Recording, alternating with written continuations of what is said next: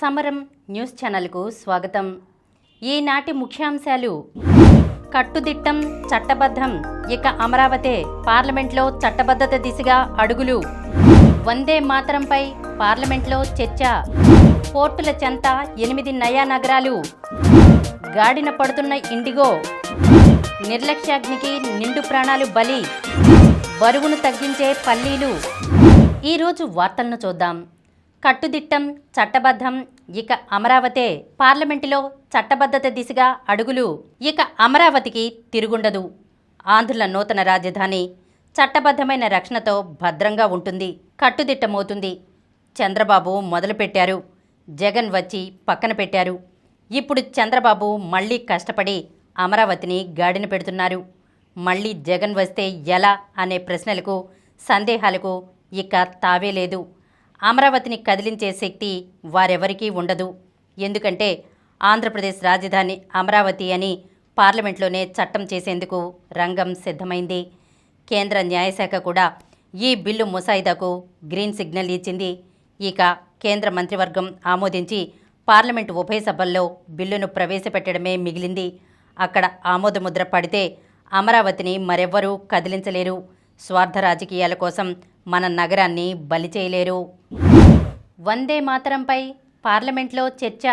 వందే మాతర గీతం 150 సంవత్సరాల వేడుకను ఏడాది పాటు నిర్వహించుకోవడంలో భాగంగా ఈరోజు లోక్సభలో ప్రధాని మోదీ చర్చను ప్రారంభించారు.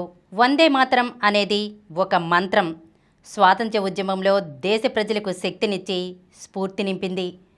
150 ఏళ్ల వందే మాతరం వేడుకలను వీక్షించడం గర్వంగా ఉంది.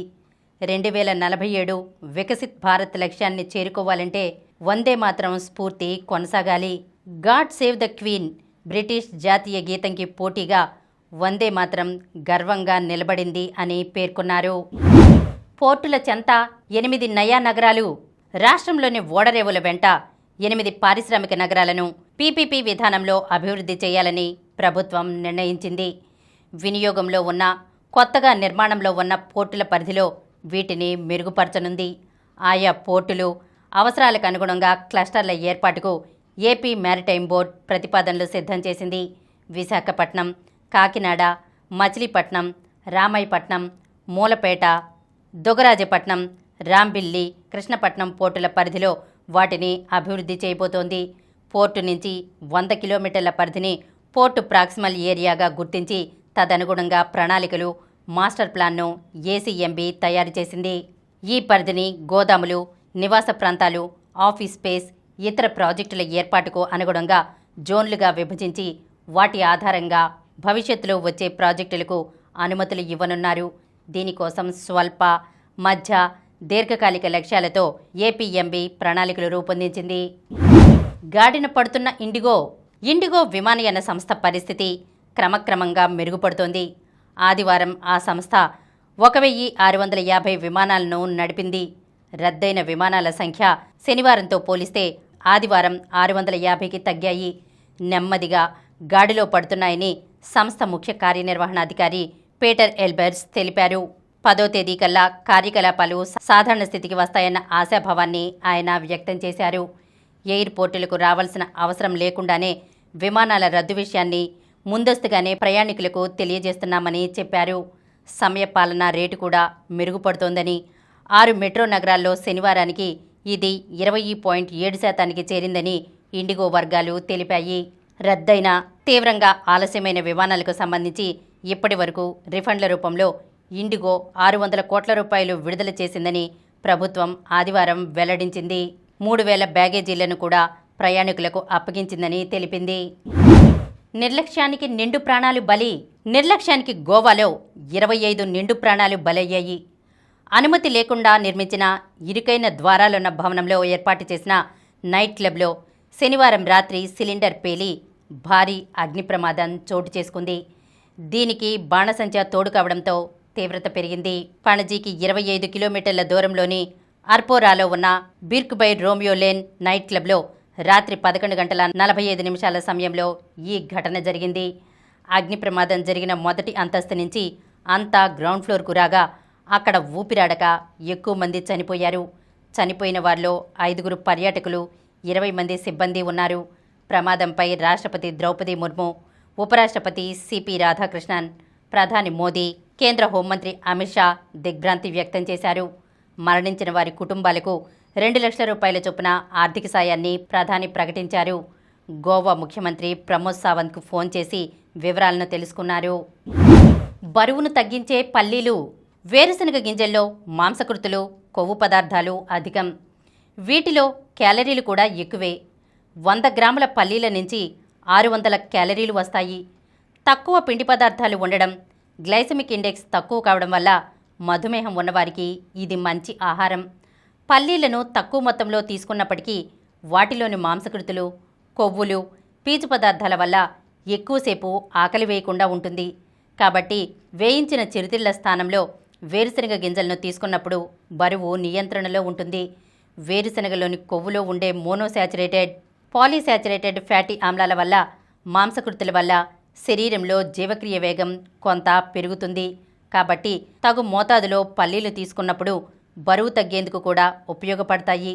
రక్తంలో చెడు కొలెస్ట్రాల్ ఉన్నవారు పల్లీలు తినకూడదు అనుకోవడం కూడా అపోహ మాత్రమే. మంచి ఆహారం, శారీరక వ్యాయామంతో కూడిన ఆరోగ్యకరమైన జీవనశైలిలో భాగంగా రోజుకు పిడికిడు పల్లీలు నానబెట్టి లేదా ఉడికించి లేదా నూనె లేకుండా వేయించి ఇలా వివిధ రకాలుగా అందరూ తీసుకోవచ్చు. అధిక క్యాలరీలు ఉంటాయి కాబట్టి మోతాదు మించితే బరువు పెరుగుతారు. పీనట్ ఎలర్జీ ఉన్నవారు మాత్రం వీటికి దూరంగా ఉండాలి. ఇప్పుడు కొన్ని సంక్షిప్త వార్తలను చూద్దాం. అమెరికాలో అగ్ని ప్రమాదం, మరో తెలుగు విద్యార్థి మృతి. అమెరికాలోని అల్బనీ ప్రాంతంలో ఇటీవల ఓ భవనంలో జరిగిన అగ్ని ప్రమాద ఘటనలో మరో తెలుగు విద్యార్థి ప్రాణాలు కోల్పోయారు. తీవ్రంగా గాయపడి ఆసుపత్రిలో చికిత్స పొందుతూ అన్వేష్ రెడ్డి సారపెల్లి అనే యువకుడు మృతి చెందినట్లు అమెరికాలోని కాన్సులేట్ కార్యాలయ అధికారులు తెలిపారు. ఐఎస్ఎస్ఎఫ్ వరల్డ్ కప్ ఫైనల్లో సిమ్రన్ ప్రీత్కు స్వర్ణం. ఐఎస్ఎస్ఎఫ్ వరల్డ్ కప్ ఫైనల్లో భారత షూటర్ సిమ్రన్ ప్రీత్ కౌర్ స్వర్ణం సాధించగా, అనీష్తో పాటు ఈ ఈవెంట్ బరిలోకి దిగిన తొలిసారే ఐశ్వరీ ప్రతాప్ సింగ్ రజతాలతో మెరిశారు.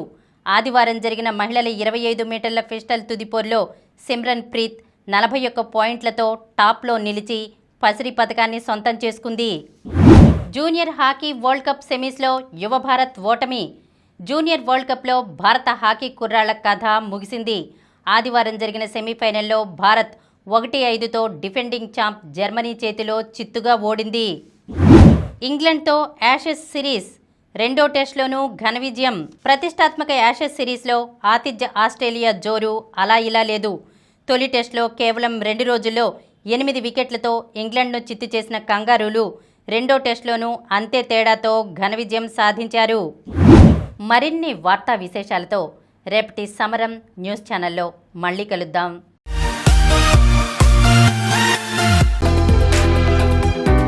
ప్రతిరోజు వార్తా విశేషాల కోసం అనతి కాలంలోనే 20 కోట్లకు పైగా వ్యూస్ సాధించిన సమరం ఛానల్ సమర్పించు సమరం న్యూస్ ఛానల్కు సబ్స్క్రైబ్ చేయండి, లైక్ చేయండి, మీ ఫ్రెండ్స్కి షేర్ చేయండి.